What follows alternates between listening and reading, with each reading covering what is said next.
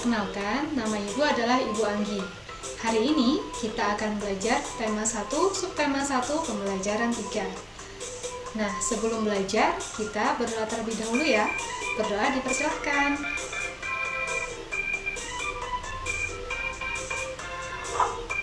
Berdoa selesai. Baik, kita sudah siap belajar ya? Kita lanjutkan.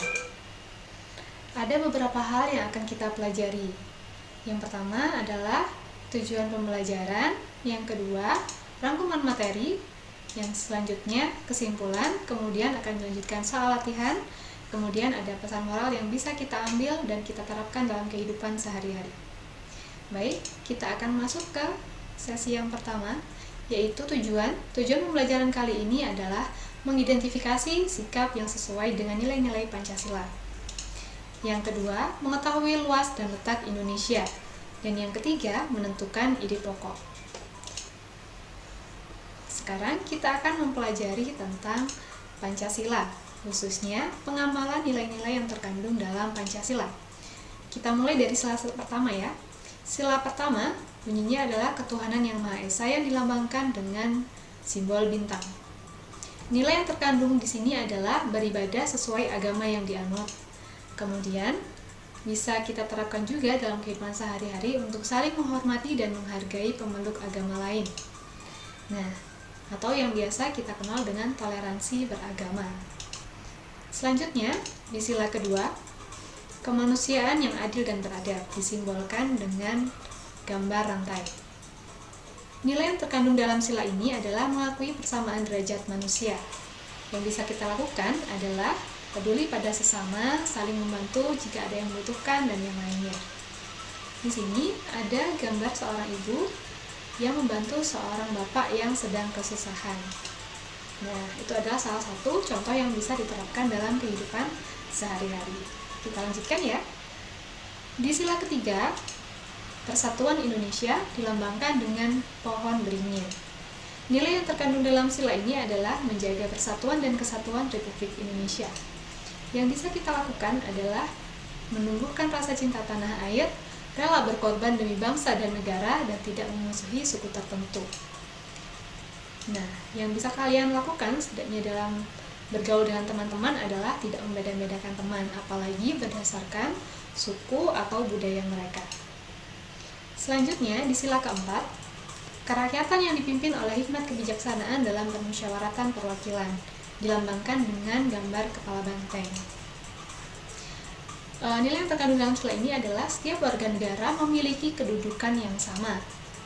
Yang bisa kita lakukan adalah bermusyawarah, mengutamakan kepentingan umum, tidak memaksakan kehendak, dan lain sebagainya. Ini adalah salah satu contoh penerapan sila keempat, yaitu mengadakan rapat untuk mengatasi suatu permasalahan secara bersama-sama. Dan di sila terakhir, sila kelima, keadilan sosial bagi seluruh rakyat Indonesia dilambangkan dengan padi dan kapas. Nilai yang terkandung dalam sila ini adalah menghindari perbuatan yang menyebabkan kerugian umum.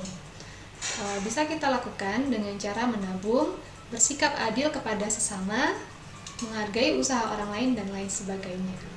Di sini Bu Anggi ada contoh sebuah gambar seorang ibu yang sedang berjualan.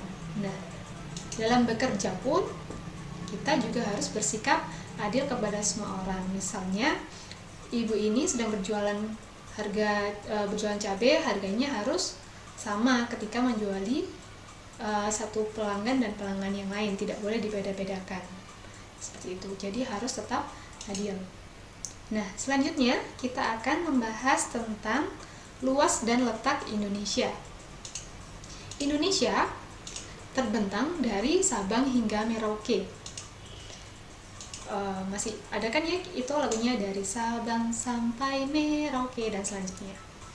Nah, karena Indonesia terdiri dari banyak pulau dan juga terdiri dari perairan, Indonesia dikenal sebagai negara maritim dan negara kepulauan. Luas Indonesia mencapai 5.180.053 km persegi. Wah, luas sekali ya.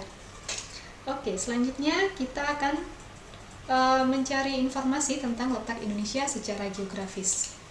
Secara geografis maksudnya adalah letak suatu tempat berdasarkan keadaan yang sebenarnya.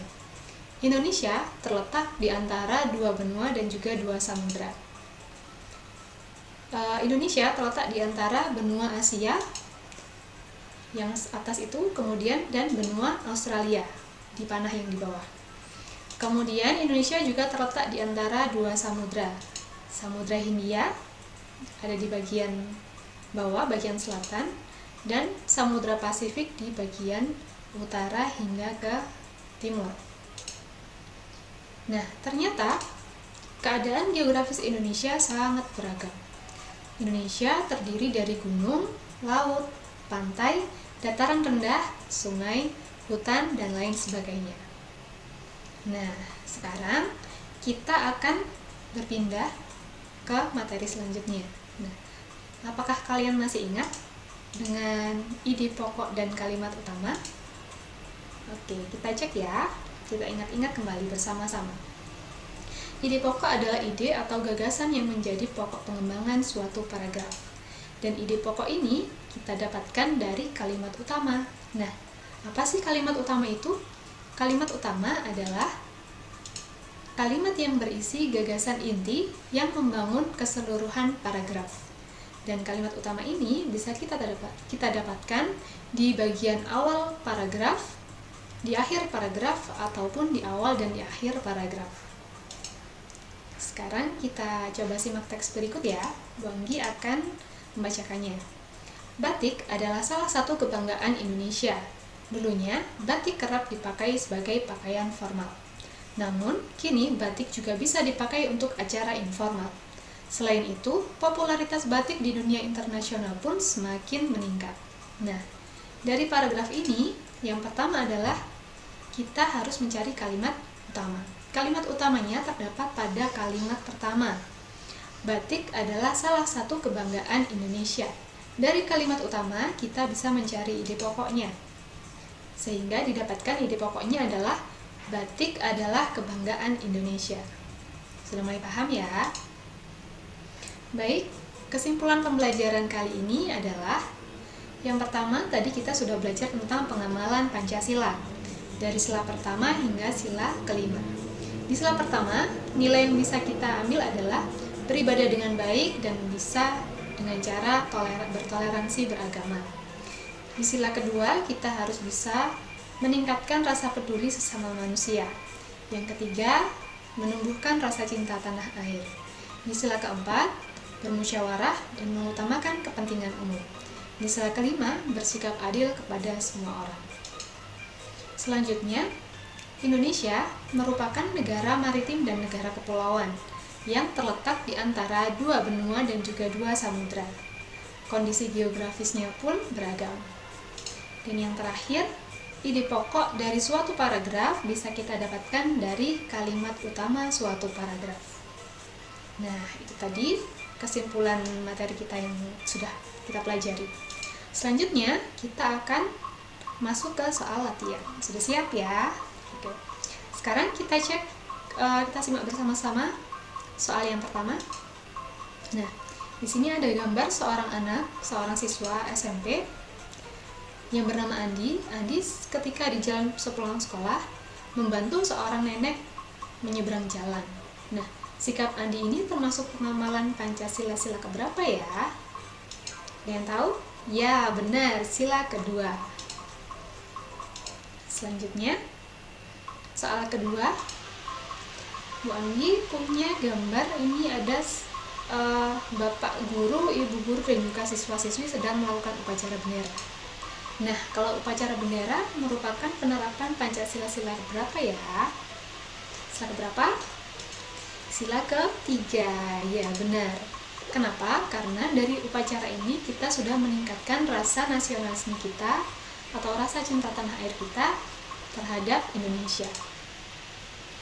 Nah, selanjutnya, Indonesia tadi kita sudah pelajari terletak di antara dua benua, ya kan? Benua apakah yang ditujukan oleh panah tersebut? A. Asia, B. Australia, C. Amerika, atau D. Eropa? Jawabannya adalah Asia. Baik, di soal latihan selanjutnya, Boy akan bacakan teksnya. Setiap awal bulan, Dayu ditemani ibunya pergi ke bank untuk menabung. Tapi ternyata tidak dengan dua temannya yang lain. Andi memanfaatkan fasilitas menabung di sekolah. Sedangkan Sinta lebih suka menabung di celengan miliknya.